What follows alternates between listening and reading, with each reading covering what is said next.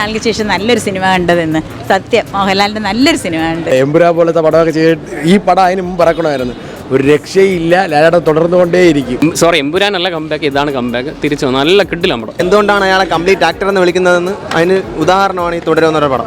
നിറയെ സ്പോയിലേഴ്സ് പറയാൻ ആഗ്രഹമുണ്ട്, പക്ഷേ it's A very must watch movie. തിയേറ്ററിൽ ഇരുന്ന് കാണണം, എന്നാലേ ആ മാസ് അറിയൂ. രാജാവ് വരവ് അറിയിച്ചു. സൂപ്പർ പടം എന്ന് പറഞ്ഞാൽ നമ്മൾ ദൃശ്യമൊക്കെ കണ്ടിട്ട് അന്ന് ഇറങ്ങുമ്പം നമ്മൾ എങ്ങനെ ധൈര്യമായിട്ട് സൂപ്പർ പടമൊന്നും മുഖത്ത് നമുക്ക് നന്നായിട്ട് പറയാൻ പറ്റും. നല്ല സിനിമയാണ്. ലാലേട്ടൻ നല്ല അടിപൊളി, വില്ലനും നല്ല അഭിനയം, നല്ല അഭിനയമാണ്. മോഹൻലാലിന്റെ ഒപ്പം നിൽക്കുന്ന ഒരു അഭിനയം വില്ലനും. ലാലേട്ടൻ എന്തുകൂടെ ഉണ്ട്, ലാലേട്ടൻ തുടരും. അതാണ് മെസ്സേജ്, ക്ലിയർ മെസ്സേജ്.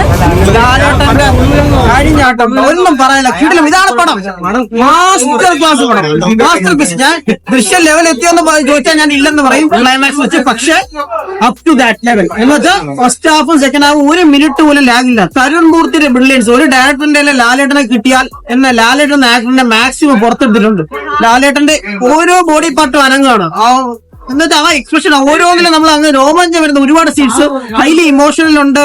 റിവ്യൂ ഒന്നും നോക്കാതെ കാണുക, ഫ്രഷ് ആയിട്ട്. ഒയ്യോ, മാരക പടം. ഇതൊക്കെ കാണുമ്പോഴാണ് ഈ എമ്പുരാനൊക്കെ എടുത്ത് തോട്ടിലെറിയാൻ തോന്നുന്നത്. ഇനിയിപ്പോൾ ആരെങ്കിലും കാണാൻ വരുന്നുണ്ടെങ്കിൽ റിവ്യൂ ഒന്നും കാണാതെ ഫ്രഷ് ആയിട്ട് വന്ന് കാണുക. പഴയതൊന്നുമില്ല, ലാലേട്ടൻ ഉണ്ട്, അത്രേ ഉള്ളൂ. ലാലേട്ടൻ തുടരും, യാതൊരു സംശയവും വേണ്ട. അറക്കാൻ വയ്യാത്ത അമ്മ ഇവിടെ വന്നു.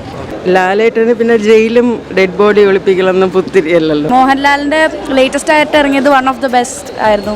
ലാലേട്ടനായിട്ടിരുന്ന ഒരു സാധനം അടിപൊളിയായിരുന്നു. കുറെ നാളിന് ശേഷം രണ്ടാമതൊരു വരവ് നല്ല രീതിയിലായിരുന്നു. നല്ല മൂവിയാ, നല്ല. Mohanlal is back. ഇനി കാണും. ഇത് 40 ദിവസം ഓടും. സൂപ്പർ പടം. കാലങ്ങൾക്ക് ശേഷം അടിപൊളി ഒരു പടം മുരുക എന്നുള്ള വിളിയൊക്കെ കേട്ടപ്പോൾ ഞങ്ങൾക്ക് ശരിക്കും നമ്മൾ കരഞ്ഞുപോയി. കണ്ണീന്ന് വെള്ളം വരുന്ന രീതിയിലുള്ള നല്ല ഇൻട്രസ്റ്റിംഗ് ആയിട്ടുള്ള ഹാഫാണ് സെക്കൻഡ് ഹാഫ്. ഒന്നുമില്ല, രക്ഷയില്ല. കഥയൊന്നുമില്ല, പോയി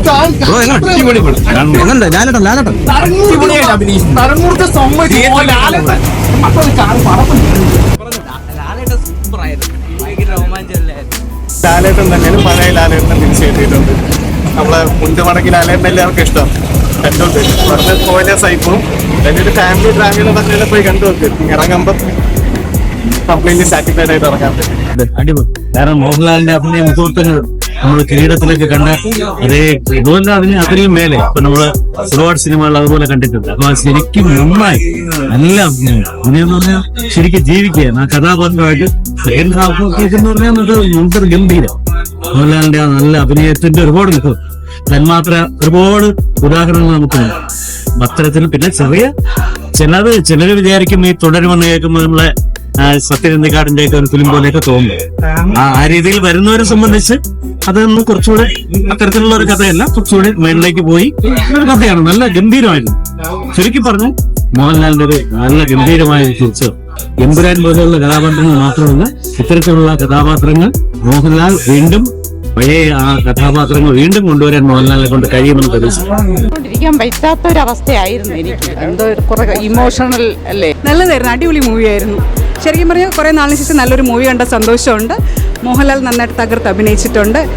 ലാലേട്ടൻ കുറേ നാളിന് ശേഷം സന്തോഷിപ്പിച്ചതിൽ വളരെ സന്തോഷം. ലാലേട്ടൻ്റെ കുറേ നാളെ ഇങ്ങനത്തെ ഒരു പടമൊക്കെ കണ്ടിട്ട് എനിക്ക് ഇങ്ങനത്തെ റോളാണ് ലാലേട്ടൻ ചെയ്യുന്നതിൽ ഇഷ്ടം. ഒരു 10-15 വർഷം മുമ്പ് കണ്ട മോഹൻലാലിനെ തിരിച്ചേണ്ട ഒരു സന്തോഷം.